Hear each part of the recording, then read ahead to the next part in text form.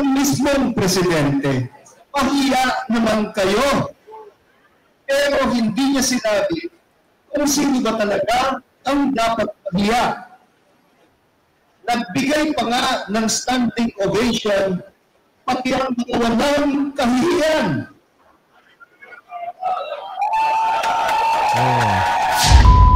Ano na naman ho kayang mga kabalbala na sasabihin nitong si Father Ambo David, presidente ng CBCP, dyan sa trillion peso march na yan na ginaganap ngayong mga panahon na to. Mamaya na ho natin pasyadahan yan. Anak ng tokwa.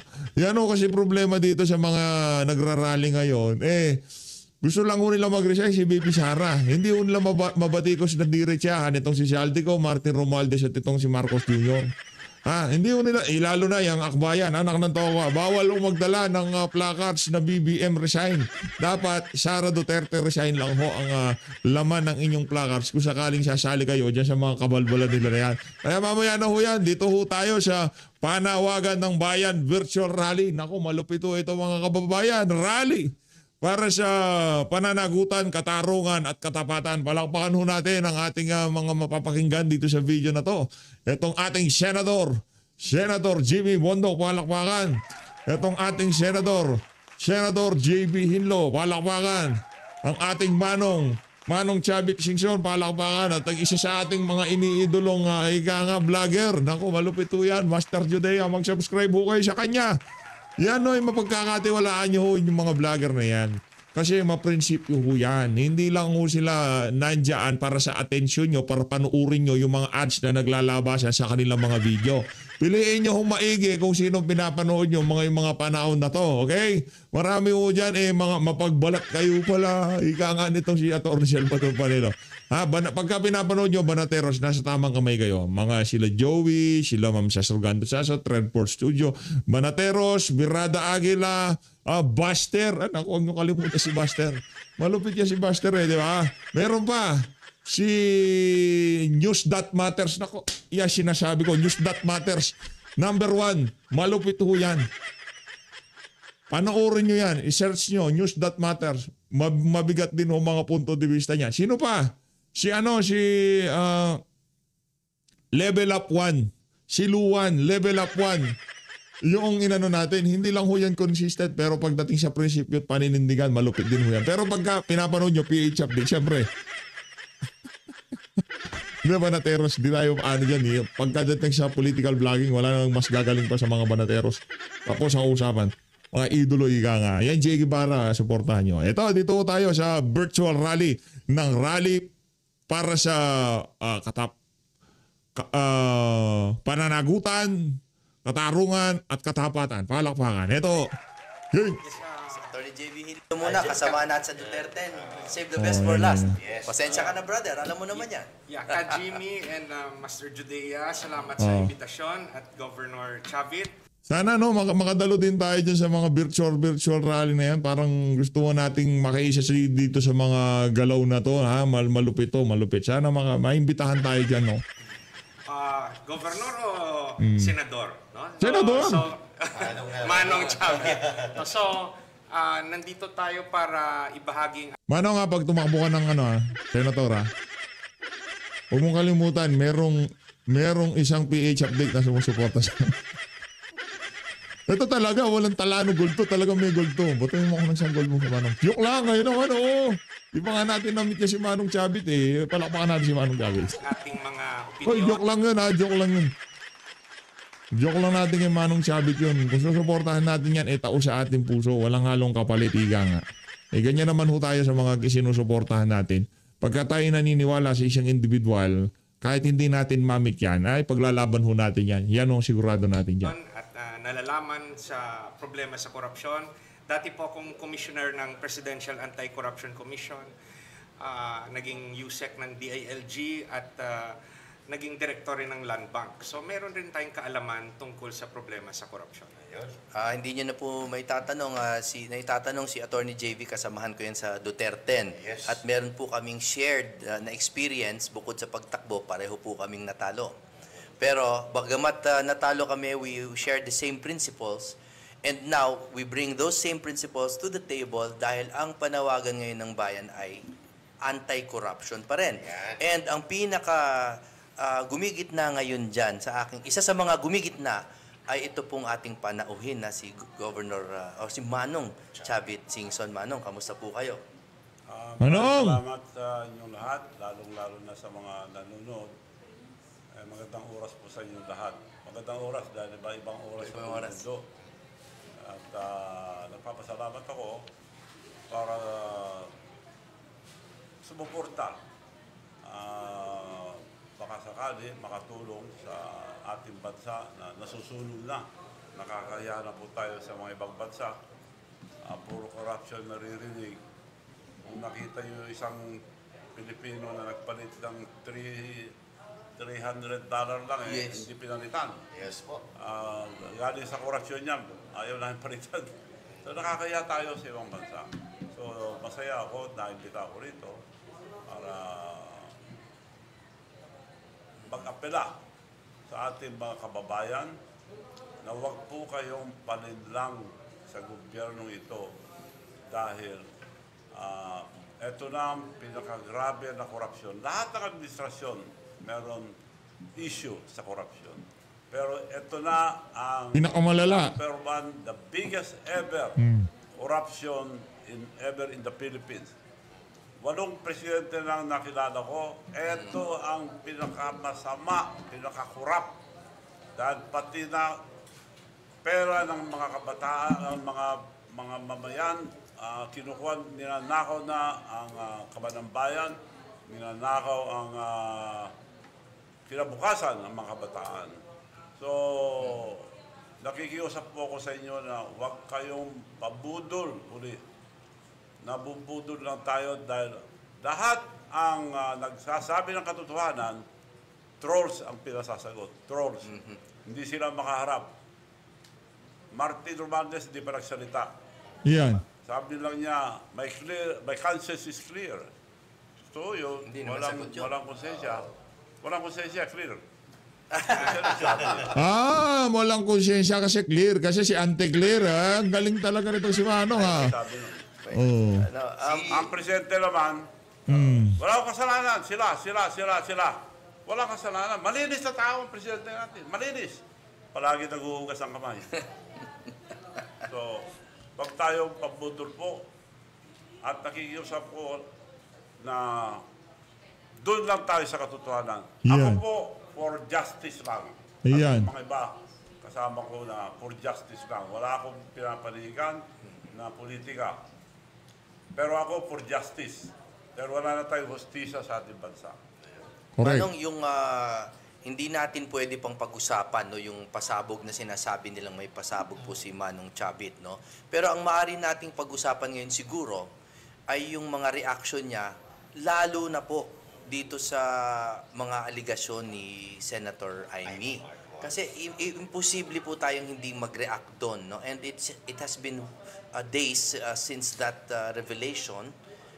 Pero hindi pa rin malaman ng tao kung ano ba ang tamang hakbang na dapat gawin ng gobyerno. Litong-lito pa rin ang tao pa eh. Bukod sa, I'm sure sasagutin po ni Manong yan, yung allegation ni Senator Amy.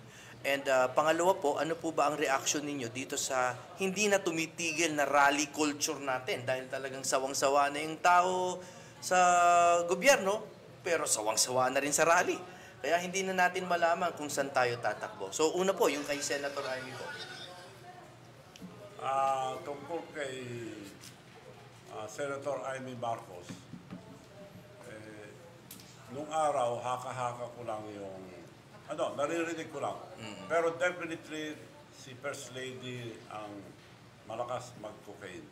Marami nagkukwento. Lahat ng kasama niya, Naku, matindi ho yan, ha? Si First Lady ho pala. Hindi ba siya akin, di malakas malakas mag-Coca-Cola. Ang bihira. Siyempre, benefit of the doubt. Oh. Pero nahuli na sila Oh, yan. sa Beverly Hills, sa LA. Yes. Report ng pulis, namatay si Paulo Tantoco na hindi marunong mag-cocaine, pinilit nila, namatay.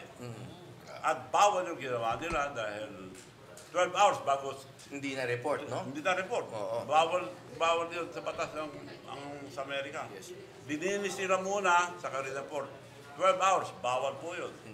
Pagkabat dininis nila, ang report ng pulis, marami pa rin nagkalat na cocaine. So malinaw na nandun si First Lady. Dahil yung asawa ng social secretary niya, yung Paulo Tantoco, social security asawa. Tsaka nasa coroner's report yata. Nasa police report. Nasa police report. And Si BBM naman, nababalitan na namin nung araw. Kasi mga kasama niya, nagkukukain din eh. Nako. Pero hindi ko nakikita, kaya hindi ako pwede magsalita. tao ba yan na hair follicle test ni Bongbong Marcos or okay na yung sinabi ni Manang Amy? Pabor, ubayaw na si BBM, ibig sabihin guilty. Ayun. Kasi yung cocaine, mahirap patanggal. It will take One, no? Ito, take decades days para para matanggal. matanggal. At yung mga testing ngayon, magagaling na ang mga technology. Yes. Kaya ayaw niya. So that means guilty siya, nagkukokain siya. Yan. Ano ba palagay nyo ang, siguro si Attorney JB may pananaw din, ano ba ang legal na hakbang? Because we all know that the President is immune from suit, no? Of any kind, no? Nakalagay sa Dilima, Duterte versus Dilima, that was Hindi siya pwedeng kasuhan. or restated by the, kahit writ of habeas data, hindi pwede yan. However, iba na to eh. Yes. Iba na to, no? Ang nananawagan na yung taong bayan na ano ka ba talaga? Are you fit to lead? Kung pa, attorney, kung sa illness, ito serious talaga. Serious ito. illness, Oo. yung sinasabi natin. No? So, siguro, Attorney JB, meron ka bang pananaw dyan? Sa sitwasyon natin ngayon, dalawa yung kinakaharap na malaking question sa sitwasyon ni PBBM, no? Yung una, yung sa issue ng korupsyon.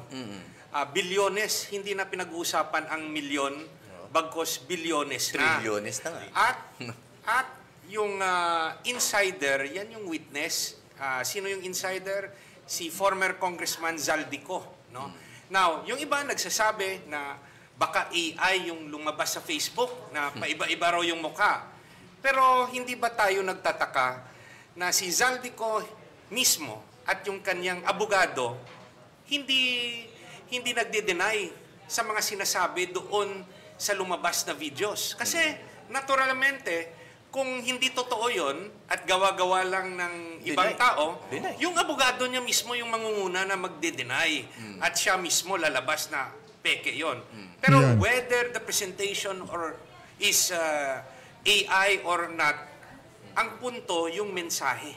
Yung Yun. sinasabi ng tao na nandun sa video. That's the first issue na kinakaharap ni PBBM. Yung pangalawa, yung pinag-usapan nga natin dito, yung akusasyon ng kanya mismong kapatid, si Senadora Amy, na sinasabing gumagamit ng illegal na droga si Pangulong Marcos. Simple lang naman ang solusyon. Immediately, nung lumabas yon, dapat nagpa-hair follicle drug test siya. Yan. Based on what? Delikadesa? Not necessarily delikadesa to prove everybody wrong. Oo. Ipamukha niya, lahat kayo Mali. sinungaling, yung kapatid ko sinungaling, ito, scientific evidence, negative. Pero, bakit ayaw niya? It goes against logic. Hindi ito pa talino-talino na hindi mo ako pwedeng utusan dahil presidente ako, wala namang nagpupumilit sa akin sa batas na kailangan magpa-drug test. It's not that. The issue is the political and economic stability of the Philippines. So, ba't hindi niya ginagawa? Pero, the longer it takes, hindi natin masasabi, 3 months from now, baka magpa-test. Kasi yung hair follicle, baka 3 months lang yun eh.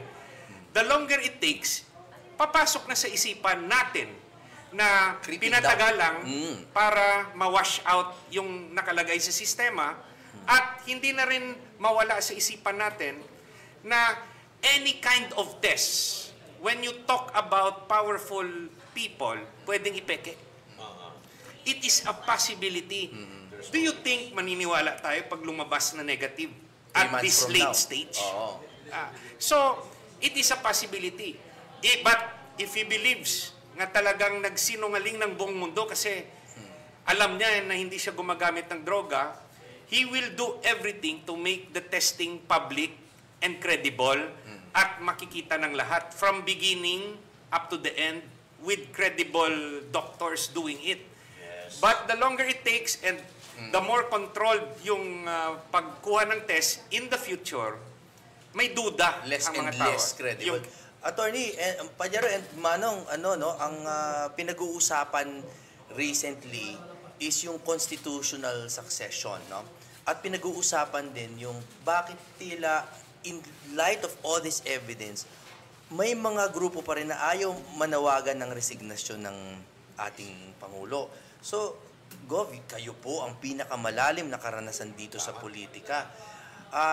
The obvious question muna, is there any chance at all na magkakaroon ng voluntary dyan na pagbaba? No? Pangalawa, bakit po sa palagay nyo mayroon pa rin ayaw manawagan ng resignation ng Pangulo? Marami akong dala pero hindi ko pwedeng sabihin. Mamaya Yan. yan. Hindi. O tsaka na. Reserva ko ito dahil inaantay kong next move nila. Puro trolls pinasasagot eh. So, saka ako na lang sasabihin ang pasabog ko rito. Dokumentado ito. At sasabihin ko lang ito sa lalong madaling panahon. Pero hindi muna, Sa tamang panahon. inaantay ko lang sila gumalaw muna dahil puro trolls ang pinagagamit. May troll army sila eh. So, Marami-rami ito. Go. marami dito. Makapal eh. So, ang masasabi ko lang dito, totoo yung sabi ng ating abogado. Ako, guilty dahil ayaw eh. Later on, papayag, wala na kwenta yun. Inantay niyang mawala muna yung epekto ng mga drugs. Pero kung talagang tunay na inosente siya, agad-agad. Sinungaling kayo lahat, sige, testing niyo ako. That will give credibility to the President. Pabor sa kanya. Bakit siya umayaw? Dahil guilty siya. Simple lang. Ayaw niya, di guilty siya. Mamaya na. Muna, maniligo muna ako. Pero Manong, alam naman natin sa konstitusyon na in case lang, for any reason, mawala po sa posisyon yung nasa tuktok. Alam naman ng lahat na Vice President ang susunod. Pero do you think that will be enforced in light of political situation? Ang nangyayari, kanya-kanyang interes. Magra-rally dito, rally dyan, kanyang interes. Senate! May mga galaw din dyan na, yun nga, succession. Ayaw namin ng military takeover. Succession. May interest din. Tanggalin si Sara, sino maging Vice President? Next Senate President. Soto. Ikaw nagsabi, hindi ako. Hindi, konstitusyon naman ang nagsabi. Yung talagang... Yun lang ang proseso. Pag hindi pwede yung Vice Presidente, automatic, Senate President. temporary lang. Now, later on, pag napatunayan na or talagang tuliro na sila eh. Kung mawala si BBM, sinong presidente? Si Vice muna. Kung susundin natin yung Constitution, Vice President, of course, siya Sara. po next in line. Yun ang presidente. Apo, yun ang papalit, hahalili. Kaya ang Senado, tahimik sila. Apo. Unlike before, ang mga tunay na posisyon, like Dinoy Aquino, Jose Jokno, Lorenzo Tanyada, at marami silang posisyon ng araw. Yun ang mga tunay na posisyon. Wala ka na nakikita. Karamihan, member na ang Senate, member na ng silent majority. Teka lang, Manong gusto ko linawin ang sinasabi nyo. Are you saying, kasi the Senate is eerily silent. Yes. No. Now, these days. Are you saying na walang oposisyon? Yun ba yung, parang yun ang naririnig ko po. I just want to be clear, baka mali yung kwan ko.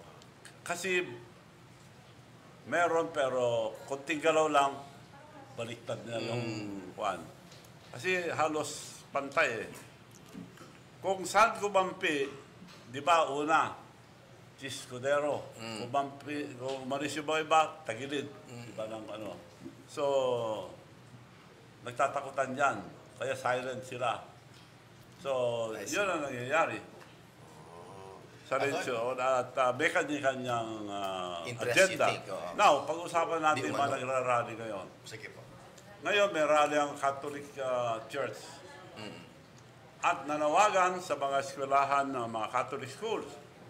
Pero ang sinabi na ayaw nila ang resign movement Marcos. Gusto nila impeach Sara lang.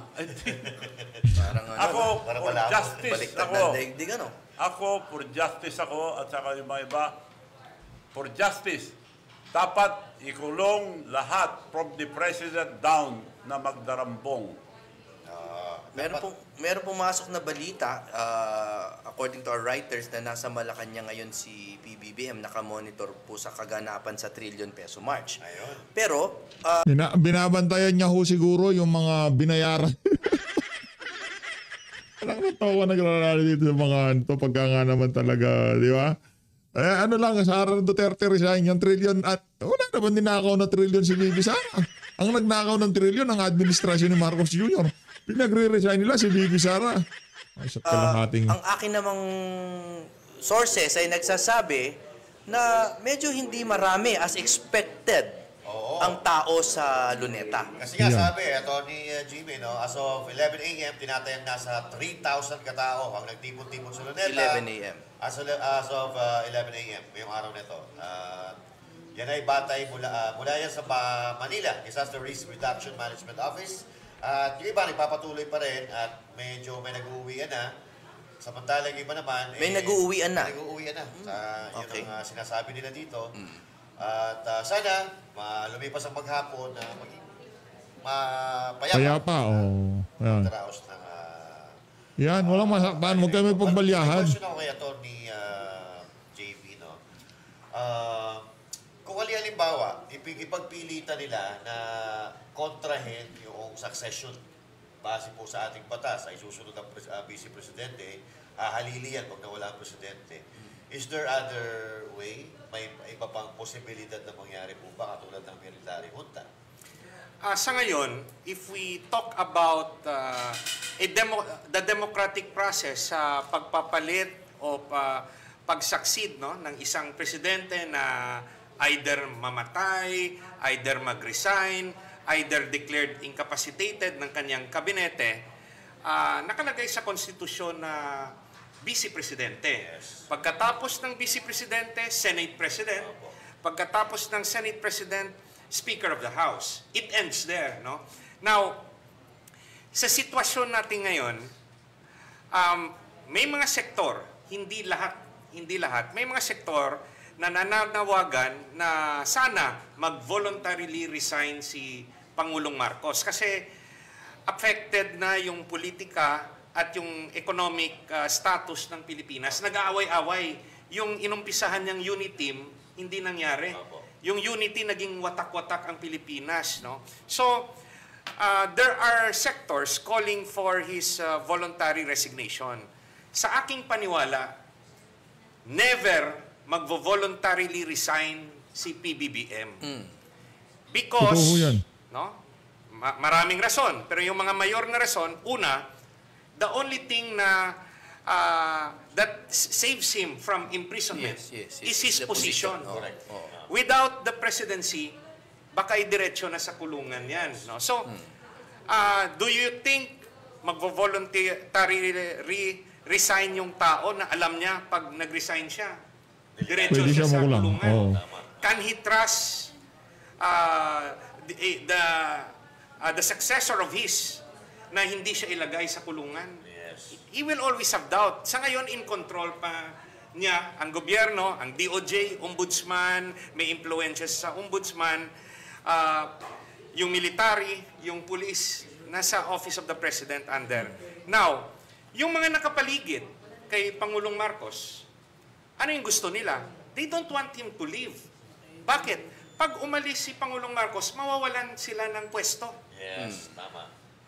Yung mga sa nakapwesto naman nga uniform service, although they will continue to be in service, mawawalan sila ng impluensya within the ranking system kasi maglalagay ng panibagong mag-head ng military at ng police yung papalit kay Pangulong Marcos. So, looking at the situation, talagang if we use logic, imposible na mag-voluntarily resign si Pangulong Marcos. If we use logic, but there is such thing as miracles, no? So sa sitwasyong yan, paano na yung gagawin ng mga Pilipino? There's hopelessness. Kasi if you go out of the Constitution, either kulong ka o mamamatay ka pag nagkaroon ng gera, civil war. So, kung titignan mo, may mga naririnig tayong balita na yung mag-express ng opinion nila laban sa administrasyon, ikukulong. So, do you think the ordinary Filipinos magririsgo ng kanilang buhay? Yan yung naririnig nila. Kaya nga, kung pinag-uusapan natin, marami ba yung nasa labas? Yung tao, may self-preservation rin. Natatakot rin yan. Yung mga asawa, pinipigilan rin yung mga husband. That's why it looks hopeless. And the Filipinos feels helpless, knowing na may dalawang malaking akusasyon laban sa presidente, pero unless he voluntarily resigns, wala na tayong magawa. Still, under the law, there are mechanisms to allow a change of the president. Impeachment. Pero yung reality na kinakaharap natin sa impeachment, you need 1/3 vote of all congressmen sa House of Representatives. Tapos and to 2/3 convict, pa sa Senate. 2/3. Another means is when he is declared incapacitated by the majority of the cabinet members to include the executive secretary. Bakit magde-declare yung kanyang kabinete? Mawawalan sila ng trabaho. Kaya nga sabi ko, Section 11 yan, Article 7, Section 11. We feel hopeless. Now, what is the remaining way? Nga, under the democratic framework na allowed, the opposition, kasama ako doon, kasama kung sino man yung gustong sumama dyan sa opposition, we have to prepare this early for the 2028 presidential election. Yan, alam mo, magandang tanong ito. No? Gusto kong tanungin kay Manong. Yes. Manong, based on your very deep experience, sa gut feel nyo that you've developed through the decades, no?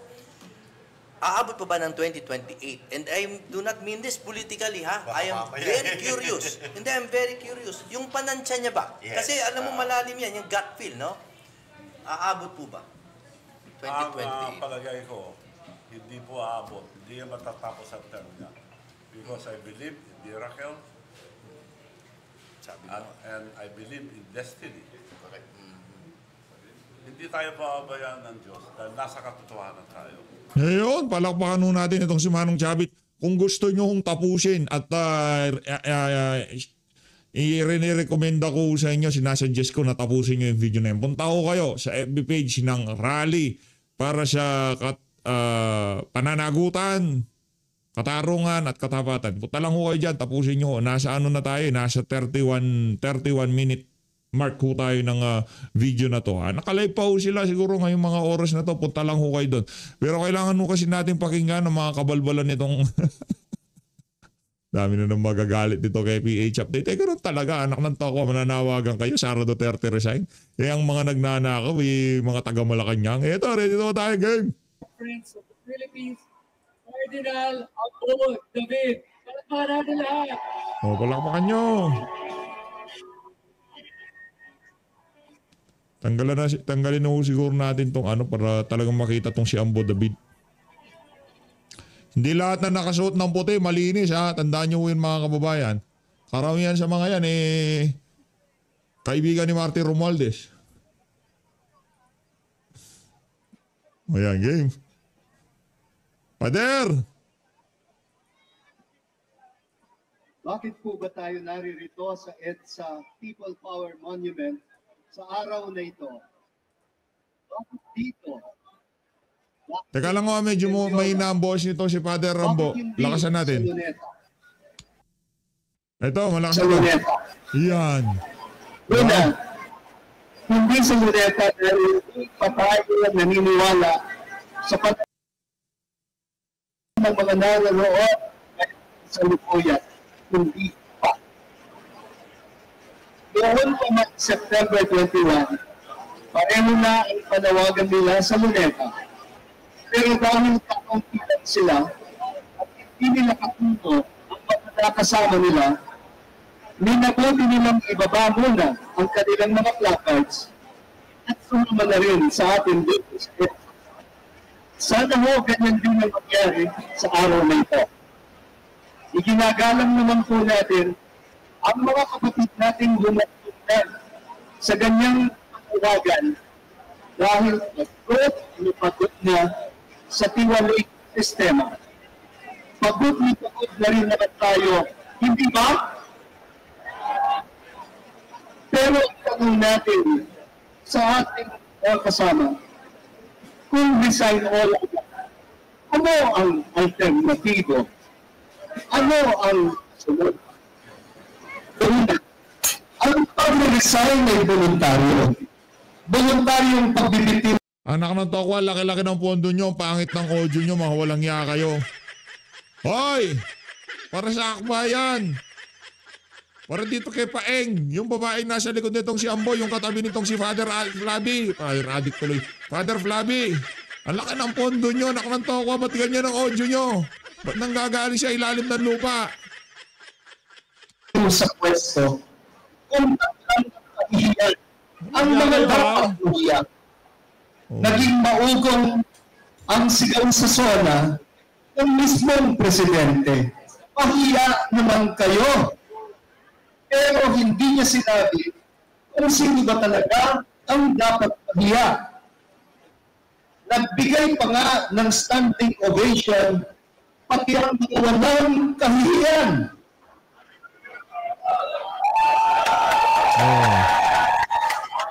Father, baka gusto mo ikaw magpresidente, parang mahusay ka eh. Gusto mo ikaw na lang. Di pwede, anak ng toko ay nasa likod mo na yan, delikado yan.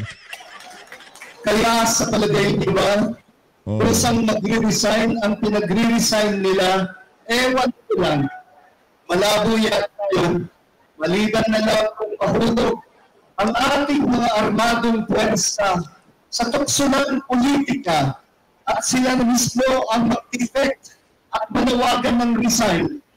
Sino bang hindi mapaparesign kapag tinutok sa mga opisyales, pag tinutok ng armadong pwersa ng bansa ang mga armas nila upang iluklok ang nais nilang iluklok? Mga kapatid, trahedya po ang itutulog ng ganyan. Kasama din po natin ngayon sa EDSA ang ating mismong armadong pwersa. Namimigay po sila ng tubig sa ating mga kasamahan. Walang ibang pinaninindigan, kundi ang manatiling tapat sa ating konstitusyon. Kaya salamat mga kapatid namin sa uniforme. Sa pakikita. At hindi nyo tinalikuran itong si Marcos Jr. Dapat kinumpleto mo, Father. Pasalamat ka sa mga uniform personnel dahil hindi nila tinalikuran itong si Marcos Jr. Ang tinuturong mastermind dito sa napakatinding corruption na to. Palakpakan. Sabihin nyo sa amin sa pagtatanggol sa demokrasya. Yan. Ayaw natin sa mga panukalang transitional council o revolutionary government. Dahil ayaw. Bakit ayaw nyo yung revolutionary government? Anak ng towa. Pag nag-revgov tayo, ayusin na natin. Tanggalin na natin yung mga, di ba gusto yung tanggalin yung, political dynasty? Di ba ka-revgov? Ayaan natin mag-caretaker si BP Sara, tapos revgov tayo. Ayaw nyo yan? Revgov tayo, BP Sara President, revgov. Sigurado sa AI sa Pilipinas. After 5 years, sa tingin ko parang Singapore na ho tayo. Ayaw natin maging banana republic ang Pilipinas. Ano gusto nyo? Ano nyo gusto nyo? Marijuana Republic? Cocaine Republic?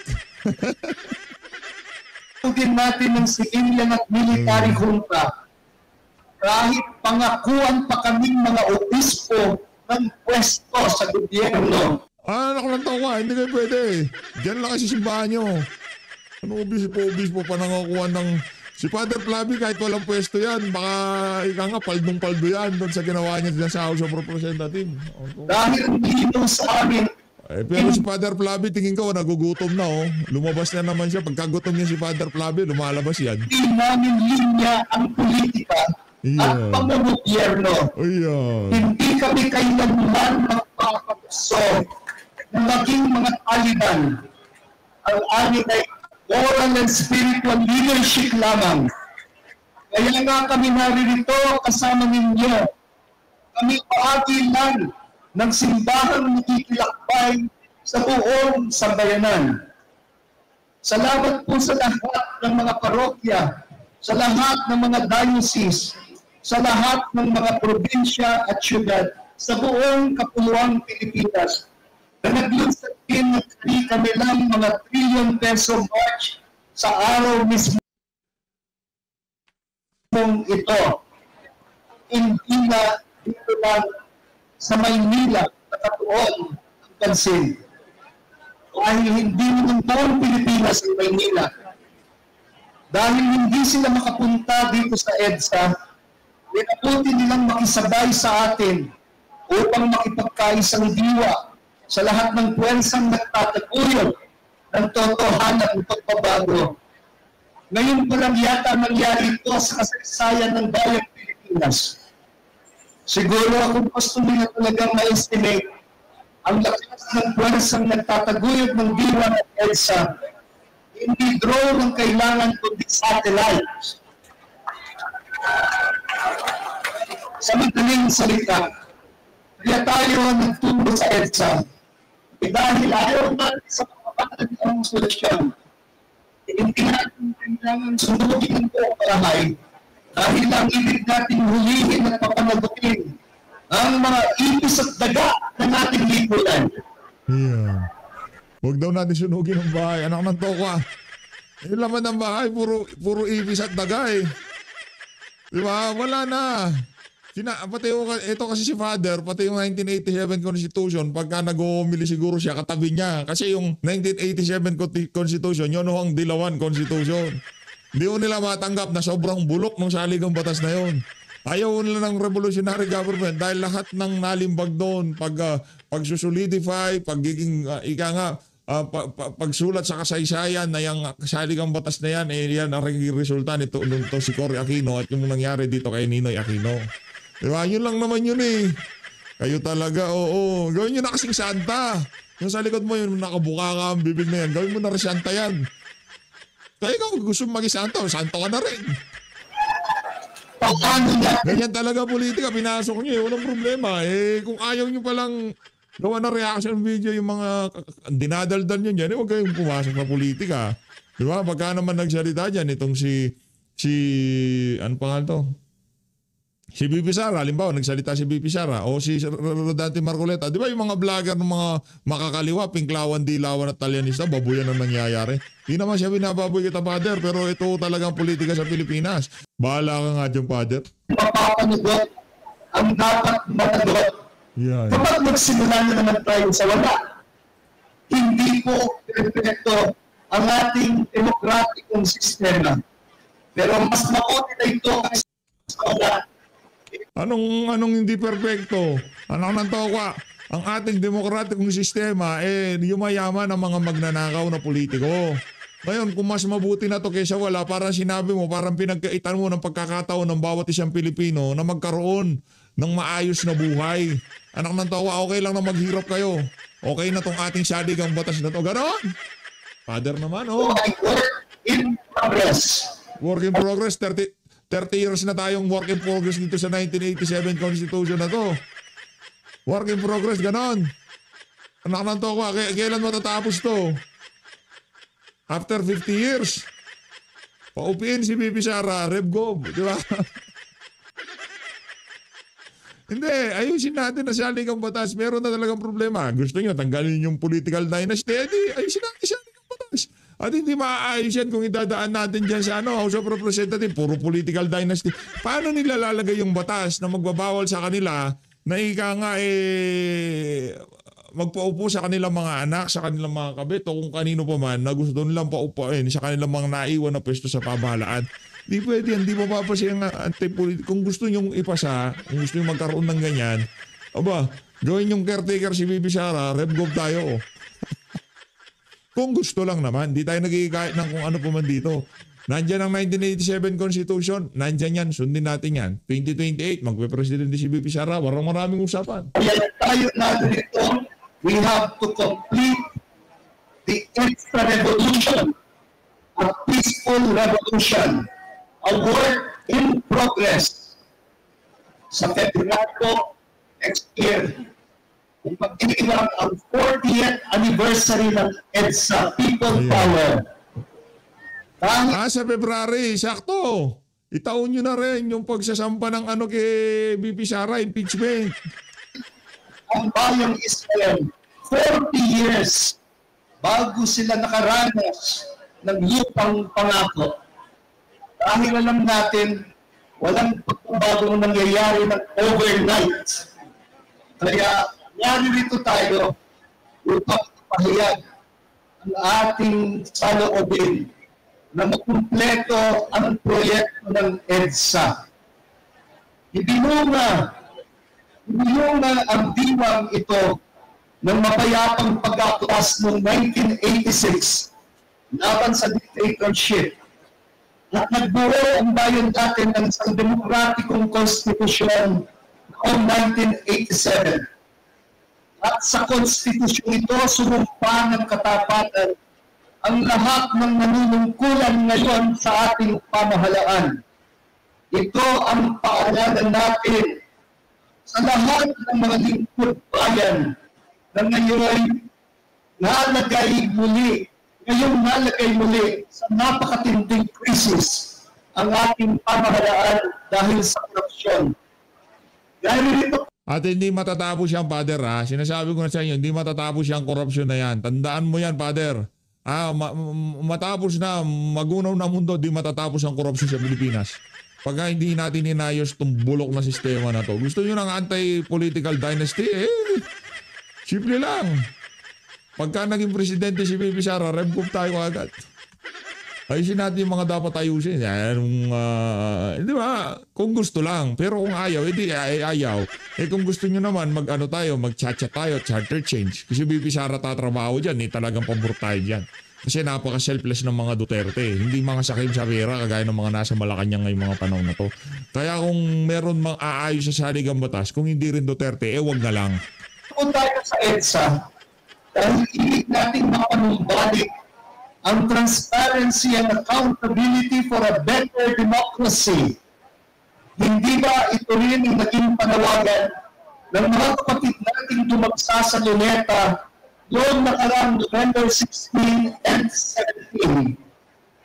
Gusto ko po publicly magpasalamat sa kanila para sa hindi namin inaasahang pakikinsa nila sa ating panawagan na ipinahayag na natin yung Part 1 ng trillion peso march na ginawa natin last September 21.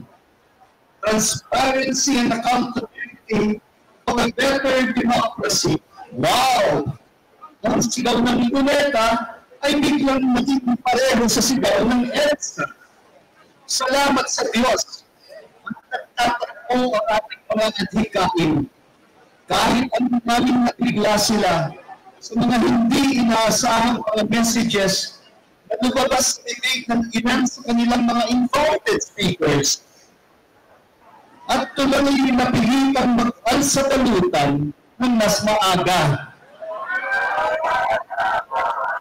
Dinakasal po namin sana totohanin na ang adhikain para sa transparency and accountability for a better and even stronger democracy sa pamamagitan ng pagsuporta at pagboto sa mga tao ng kandidato laban. Natutuong huwakan ng mabuting pamumugobyerno at hindi magiging sunod-sunod sa mga diktang di tama na ilang kapalit sa Father, matagal pa ba yan? Naiinip na ako sa mga sinasabi mo. Nakatoka. Mga walang kapararakang mga iga nga, mga paliwanag mo eh. Mag-homily ka na lang. yung mga ganyang klaseng ika nga, ang tawag dito, modulation, sa loob ng simbahan yan. Hindi magdadaan sa ganyan yung galit na sambay ng Pilipino. Siguro akala nila panahon pa ni Cardinal Sinito na yung mga tao religyoso pa. Wala na. Wala problema maging religyoso. Kaso, yan kasi naging resulta nung pinaghalo ang reliyon at politika nung pinatalsik ang rehimeng Marcos, ang diktadurang Marcos, di ba? Ano nangyari? Yan, 1987 Constitution. Naging resulta. Kaya wala na ho tayong bilib yung mga umaakit-akit sa entablado ng mga pare. Kalokohan. Maka malamang sa malamang pinondoan pa ng Malacanang yung galaw nyo na yan. Wala akong support at boto. So, ang ating mahalaan ay mistulang isang makinang kumapagya dahil ay sa mga pyesa. Kumagyan ang mga control system, ang mga mekanismo na checks and balances. Kaya na may pagkagusto ang korupsyon. Kaya tuloy naging kalakaran ng gawaing tiwali. Dahil nga ang pork barrel ng dapat pinatay ng Supreme Court ay pilit pa rin pinubuhay na muli sa Kongreso at Senado. Pasikretong sinisingit sa ating national budget saan yung daan-daang bilyong pisong halaga ng mga flood control at iba pang mga infrastructure projects na kung susumahin sa mga nagdaang 10 taon lamang ay trilyon na ang halaga. At kung dati may mandahilan pang kaunti para may mapilitaw na overpriced at substandard na projects, nitong mga huling taon, sumobra ng kawalan. Ang baduy ng modulation nitong si Father. As always, maraming salamat po sa pag-support sa PHF. Baka makatulog ako dito mahirap na, Father. Ang bottom line dito, hindi nyo alam kung ano mga pinaglalaban ninyo. Mahalin natin ang Pilipinas. Ito talaga si Father, oo.